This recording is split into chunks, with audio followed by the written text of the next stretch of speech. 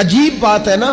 अजीब जुल्म है ना कि एक बच्चा रात को इसलिए खाना नहीं खा रहा, ये उसकी मर्जी का पका हुआ नहीं, और एक तरफ मेरे ही वतन में उस वीडियो ने भी मेरी चीखें निकलवा दी, जिसमें एक बेटी, और उसकी उम्र भी बिल्कुल उतनी है जितनी मेरी बेटी की उम्र है, उससे वो साफी पूछता है, पाँव उसके नंगे हैं और पाँव पे कीड़े चढ़ रहे हैं, पानी जो चारों जानब है, तो उससे पूछता है, पुत्र क्या चाहिए? वो कहती है, सिर्फ रोटी खानी है, कोई मुतालबा नहीं, कोई मुतालबा नहीं, रोटी दा दुख न पूछो,